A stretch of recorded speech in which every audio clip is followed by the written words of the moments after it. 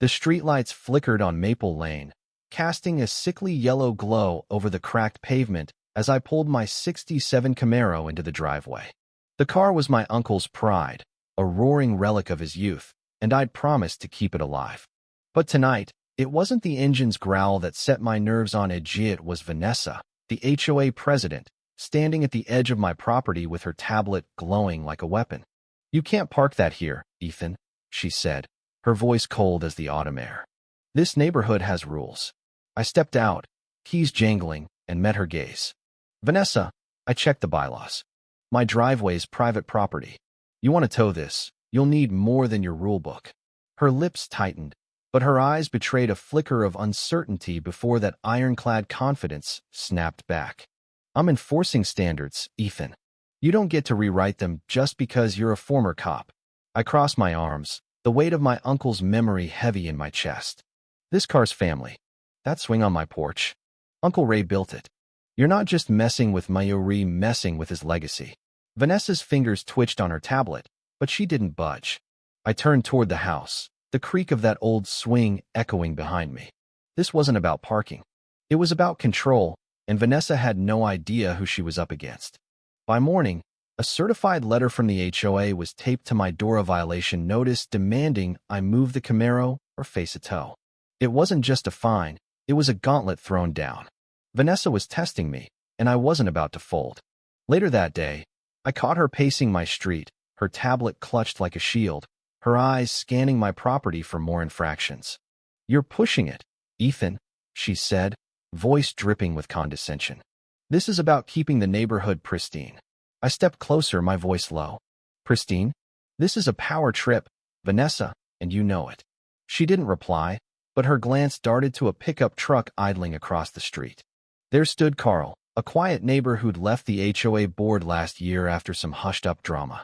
His hands fidgeted, his eyes avoiding mine, like he was wrestling with secrets he couldn't share. I'd need to get him alone. That evening, I called my sister, Lily, who'd been through her own HOA battles. "This isn't about the car, Ethan," she said, her voice sharp with concern. "Vanessa's trying to own this street's soul." I glanced out at the porch swing, its weathered wood a testament to Uncle Ray's hands, his stories, his laughter. Lily was right, this was personal. The next few days brought a deluge of petty notices. My mailbox was non-compliant, my hedges overgrown. Vanessa's citations were relentless, each one a calculated jab to break me. But I'd spent years as a detective, sniffing out lies. I wasn't buckling. I started documenting everything: photos of my tidy yard, recordings of neighbors shrugging off Vanessa's complaints, old HOA minutes where my Camaro was never mentioned. One afternoon, Carl caught me by the community garden, his voice barely audible. "Ethan, Vanessa's playing dirty." When I was on the board, I saw things: deals, threats. "There's a locked closet in the HOA office. Files. Could be your ammunition." My heart raced. This was my shot. Under cover of night, I slipped into the HOA office, the air thick with dust and secrets. The closet was tucked behind a sagging bookcase, its lock flimsy but stubborn. My old lockpick kit did the trick. Inside, I found boxes stuffed with yellowed documents, meeting notes, expense reports, and violation notices with no signatures. Some were dated months before my Camaro even hit the driveway. The deeper I dug, the clearer it became. Vanessa wasn't enforcing rules. She was running a campaign of intimidation. My phone buzzed. "Lily, Vanessa's circling your house again. Be careful." A chill crawled up my spine. They were watching, but I had evidence now. Back home, Lily met me at the door, her eyes wide. "You look like you've seen a ghost." I dropped a folder on the table. "More like they're skeletons." "This is bigger than parking, Lily. It's a vendetta." I called an old precinct buddy, Nate, who knew HOA law like the back of his hand. He scanned the documents and whistled. "These violations? Legally worthless. No proper notice. And these financials? Shady as hell." "You've got her, Ethan." But Vanessa wasn't slowing down. Cameras sprouted at the neighborhood entrance, and anonymous notes appeared under my door, accusing me of undermining community values. The swing on my porch, where Uncle Ray and I used to talk about life, became my anchor. Neighbors started whispering stories of sudden fines, inspections that felt like raids. Carl, still jittery, Slipped me a flash drive one evening. HOA financials, he muttered. Payments to fake companies, emails about targeting you. It's bad. The drive felt like a live wire in my hand.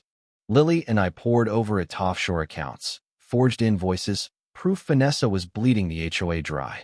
We planned to expose her at the next community meeting, but the stakes were climbing. Vanessa doubled down, a tow truck prowling my street, her smirk daring me to act.